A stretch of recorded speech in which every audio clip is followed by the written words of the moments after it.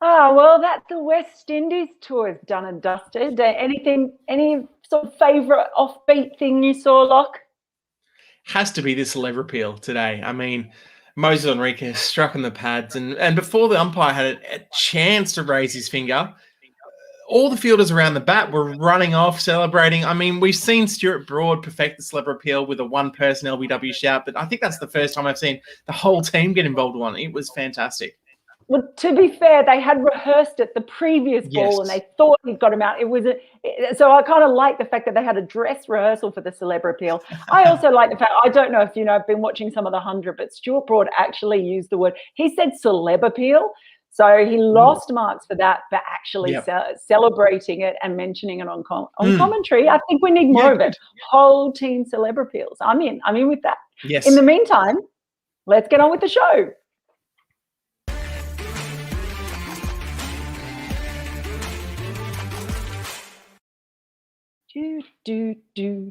Sorry, I get that stuck in my, I really do. Hello, everyone, and welcome to Timed Out after the third ODI, Australia clinching the series in the end with a pretty big win over West Indies, but that maybe didn't always seem as convincing as it ended up being. But that won't matter to them. They've taken it out. And time now for them to go to Bangladesh, time for perhaps some reflection from the West Indies side as well. Now, just remember, if you're joining us live, do please give us a like and subscribe to the channel. And if you have any questions or comments, it's coming. Any questions or comments, please leave them in the chat. There it is. Well done, Miku. Miku's on the case. Do please drop us a comment or a question in the live chat. We'll do our best to get it in the show. You know the rules. Timed out. We've got 90 seconds each to discuss a few topics that came out of today's play. So let's get on with the first one. We've got the timer ready. Look at Lockie, ready to go. He's poised. First one, sticky pitch. Well, I don't know if you heard Kyron Pollard at the end of that, the end of the match, but boy, did he give it to the pitch. Yes.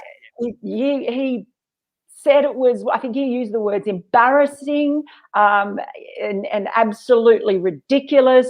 He said, you know, there were no excuses for the players and the batting performances, but he thought it was embarrassing that you saw such low scores from both sides for that pitch in Barbados. So he really singled that out. And it was really tricky. It was clearly difficult against spin, and neither of these two sides proved to be particularly strong against spin or play it particularly well. But it's pretty funny. Ashton Agar said he loved the pitch. Surprise, surprise. I'm quite sure, but it's an interesting one because it's the sort of pitch that we may well see later in the year in a different format, of course, in the T20 in the T20 World Cup. And it's probably exposed a few things for both sides. So the conditions, I think, were actually really useful for the sides. But in the end, it has exposed a few cracks. But it's been a while since I've seen a captain absolutely blast a pitch just as much as Kyron Pollard did. He said he would probably get the headlines. He didn't want them. But I suspect there might be a few anyway.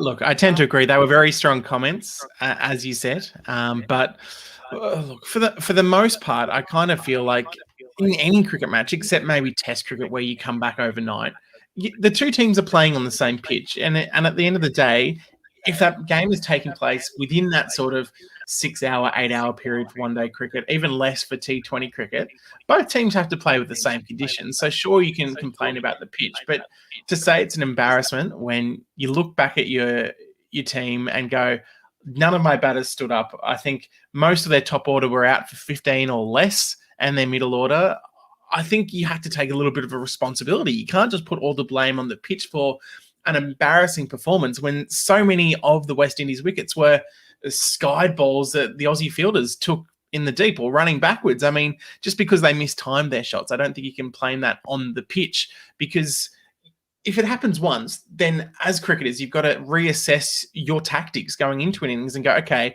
maybe I shouldn't play like that. Maybe I should take my time a bit more. And just because it didn't suit the West Indies style of hitting sixes and hitting boundaries, I don't think we can put entirely all the blame on the pitch. I mean, exactly as you said, we're going to see a lot of similar pitches when it comes to the T20 World Cup later this year. So, look, I thought the spinners did well for both teams for the most part. Ashton Agar coming back was fantastic for Australia. Adam Zampa was good again.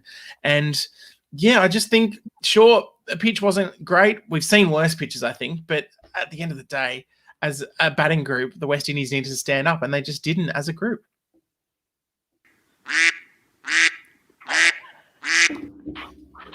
Okay, I'm going to just say a hello to Vikas Meena, who says, hello, I often watch your show with a thumbs up, a big thumbs up to you, Vikas. Thank you very, very much. I hope I've said the name right, Vikas Meena. I hope that's right. I do try my best to get those pronunciations right, but we very, very much appreciate you coming along and joining us as ever. Okay, time for our next topic of the show, and it is Australia fine balance in bowling. Now, we've been talking a lot about that throughout the one-day series and throughout the T20s as well. I thought it was really positive in that Australia, sort of, again, after only having Adam Zampa as a frontline spinner in the second ODI, it was great to see them go back to that combination of the quick bowlers who were absolutely brilliant in Mitchell Starc and Josh Hazlewood. They bowled brilliantly today. Josh Hazlewood is unlucky that he didn't get more wickets because he was beating the bat regularly, and on another day he might have got a lot more wickets. But Zampa has come out of this tour pretty well, I think, and Ashton played a match performance, the useful runs as well as his bowling. I thought he bowled really good spells in there today. And it was interesting that they were back to Dan Christian, and there was a little bit of a forecast of that from Alex Perry beforehand. That's a real surprise for it to include him in one-day cricket.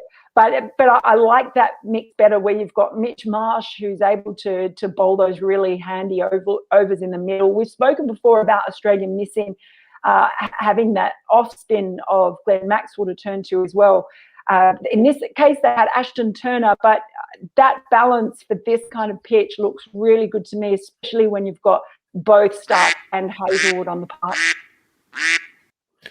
I definitely agree. I found it interesting that this is really one of the first time that Australia in the ODI series and really in the T20 series has just gone, all right, 5 bowlers. They're the only 5 that are going to bowl. We're going to bowl through them. And I guess that was kind of the impressive thing, that you have Agar coming in as your first change bowler, and really he was able to restrict the West Indies batters quite early on in the innings. I thought that was really good to see. Ashton Turner, a massive wicket of Nicholas Pooran. I mean, it's not one Pooran will want to look back at. I mean, it's never nice when you leave the ball and it goes on to hit off stump, especially when you leave it as confidently as he did, going, oh yeah, this is going to be a good looking leave. I'm just going to hit it, and it takes out off stump. That'll be on Ashton Turner's highlight reels for years to come. I reckon he will be eating out and dining off that one for a while, I think, to get out such a good player like that in the way he did. And yeah, like you said, it kind of goes to show the importance of having that third spinning option that Glenn Maxwell will undoubtedly be in the World Cup later this year, that it just gives you a really new way to attack the left-handed batsman that the likes of Agar and Zampa don't give you. Sure, Zampa found a lot of success with his wrong-un as the series built on, but for the most part, the left-handers, I thought in particular, played his wrong-uns quite well. It was the right-handers that kind of fell unstuck there. So yeah, Zampa's going to keep developing that, but having Maxwell on the team will benefit him hugely when the World Cup rolls around. Josh Hazlewood has to be in my T20 World Cup squad. I think that's the big takeaway from this series for me. Yeah.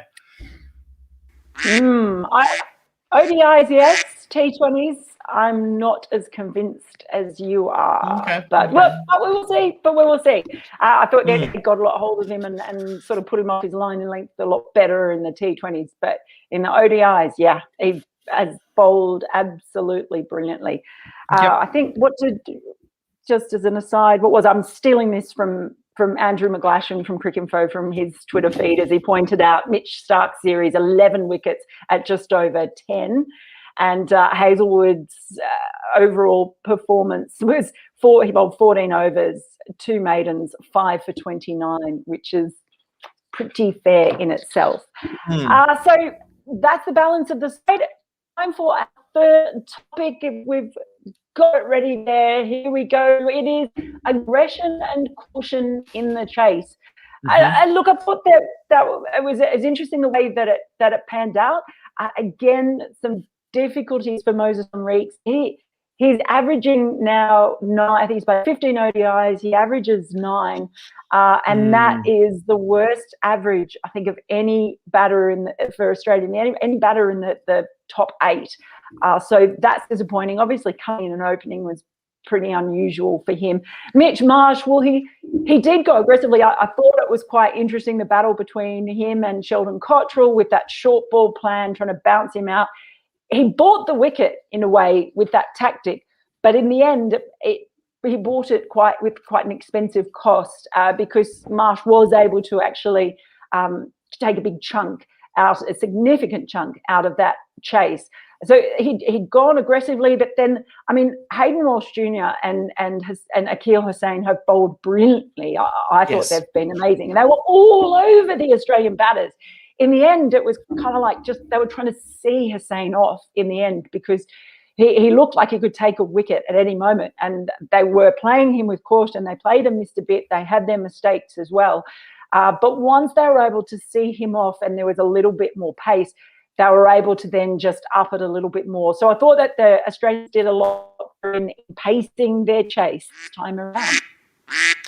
I think so. Look, I mean, it's always going to be strange when you see Kieran Pollard and Nicholas Pooran both come on to bowl in an innings. I mean, it kind of really showed what they thought of the pitch and what they thought was going to give them success on that pitch. And I think a lot of credit has to go to Matthew Wade. He was clearly getting under the skin of the West Indians a little bit in that innings. He was playing aggressively, but he was also chatting back to them a little bit, I think. On a few different occasions, you heard the West Indians, I think Kieran Pollard in particular, kind of saying, why is Ashton so cool and you're a little bit hot and bothered? I mean, it's kind of what we've come to expect from Matthew Wade. He takes the game on in both the sense of batting well, but also trying to get into that sort of mental battle with the side. And I mean, he was lucky to get his 50. He got dropped hitting that last boundary through cover, but it goes to show it was a great innings from Wade, especially down the order. I mean, that is one that could potentially be up for grabs in one-day cricket because with Finch and Warner up the top, it's unlikely he's going to be getting in there. So,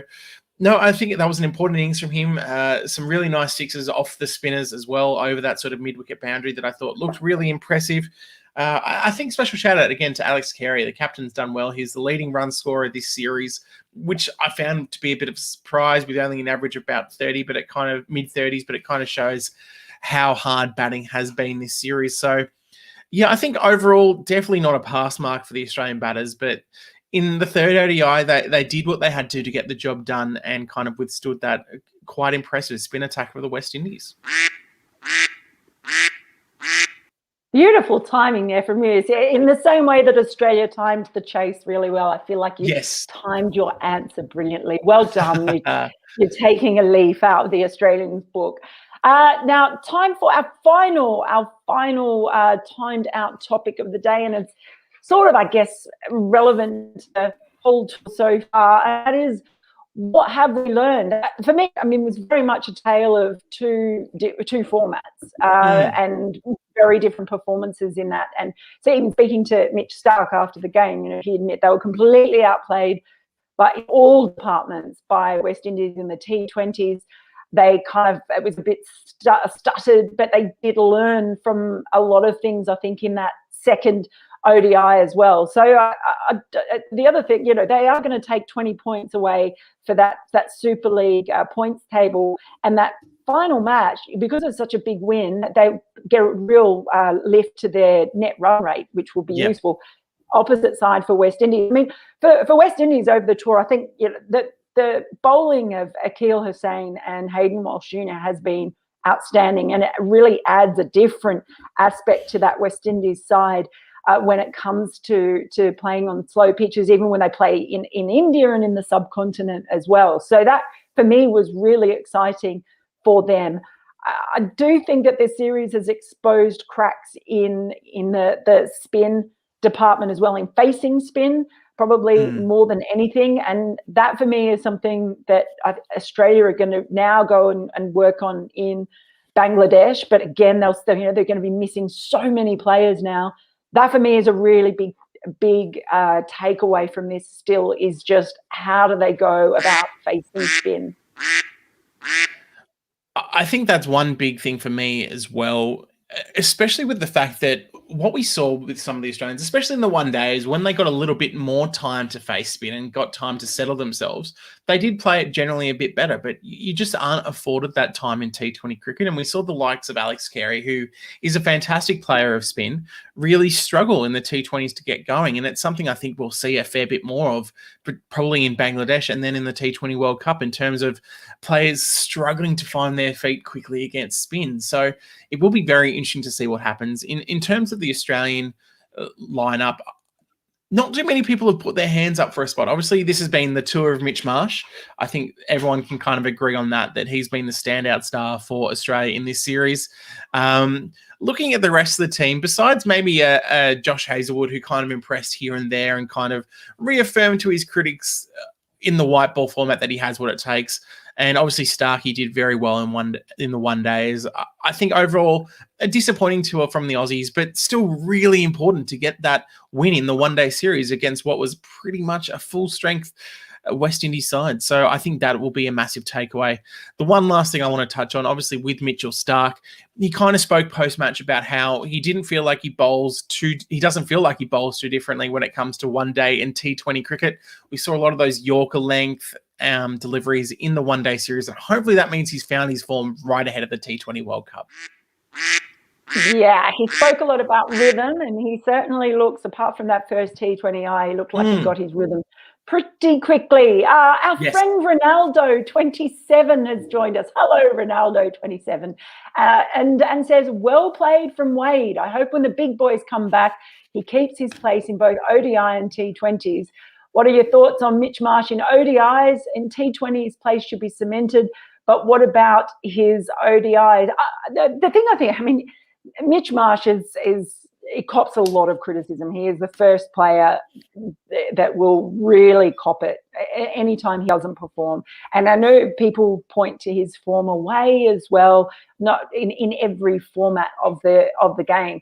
I thought he was quite unselfish in this series. Like, even the way he spoke, you know, he was elevated up for number 3. He never ever said he wanted that number 3 spot, and he you know, was really almost self-deprecating about taking that number 3 spot. But I think he sort of did whatever he was asked to do throughout the tour, bat wherever it was, and not so much an ego in wanting those places, but just because it was what Australia desperately needed. So I think that was pretty impressive for me. I kind of liked that sort of unselfish attitude.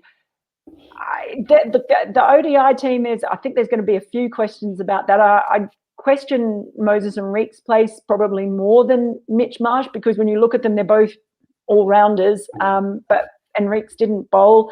And you sort of wonder if maybe someone like Usman Khawaja would have been a better bet on this tour with slow pitches and a lot of spin.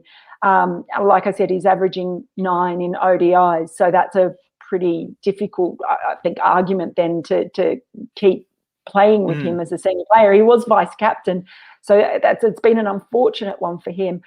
But look, Mitch Marsh has done pretty much everything he could. He has tried to fill the role. Even today, you could question, you know, him going quite as hard as he did, but he's kind of gone in and taken responsibility whenever Australia, almost whenever Australia have needed him to. So he's made a good fist of it.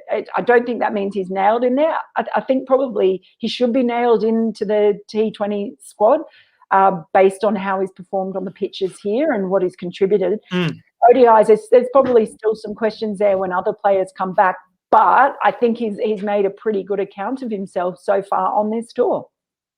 I really like Marsh at 3 for the T20 World Cup, and obviously Bangladesh, but looking forward to the T20 World Cup. I think that's a really good spot for him, especially if Steve Smith isn't on the tour and his elbow injury is a bit worse than we initially thought. I guess the thing for Marsh in one-day cricket for me is he's got to have that impact with the ball, and we saw in the T20s he had that impact, and I think in the one days he had a little bit of an impact, but really we didn't. The wickets weren't of a condition where it's his sort of wicket. So it'll be really hard. But in terms of one-day cricket, I think he's probably the top all-rounder and fast bowling all-rounder for Australia at the moment. You look at someone maybe like a Marcus Stoinis who could come in, but I think Marsh is probably above him in that sort of ratings just off the back of this tour. The other person I think will have a great one-day career in the years to come is Cameron Green. I think we kind of saw that his batting is something that is very strong, and obviously he hasn't had that experience of slow subcontinent wickets or anything like that really in his career. But once he gets exposed to that a little bit more, I think that'll really develop his game nicely. And obviously bowling 145 plus clicks an hour is a very nice addition to any team. So he's another one who in a few years' time could maybe really force his way into that one-day setup as a fast bowling all-rounder. I guess the other one is Daniel Sams, but I think he's down a peg or two from those guys, and he's more preference towards T20 cricket.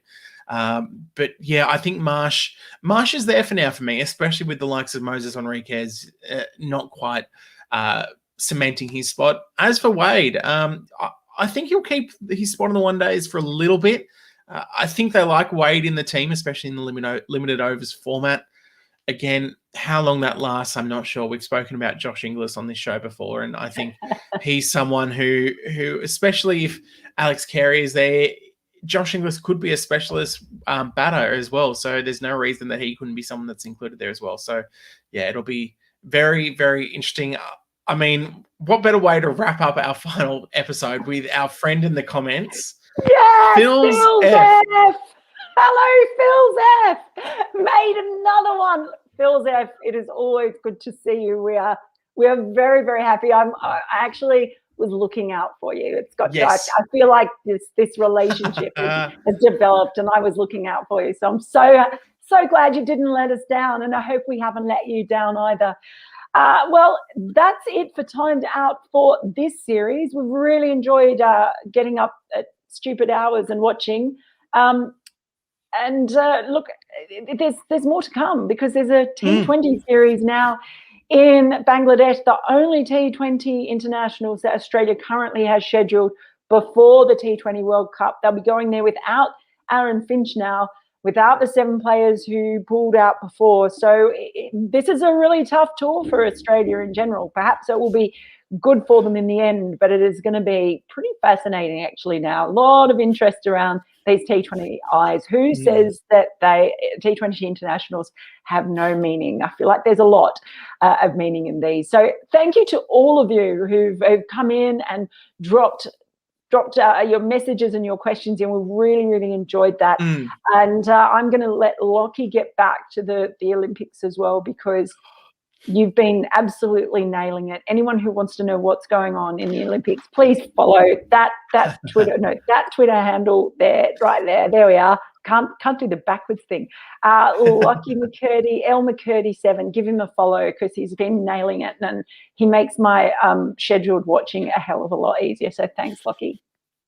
Thank you, Mel. I mean, yes, looking forward to this Bangladesh series. Can't wait. I think Shakib Al Hassani is going to have a really big series for Bangladesh in terms of bowling wise. I think in particular, I think Australia will struggle to play him. So I'm really looking forward to that kind of battle there over in Bangladesh.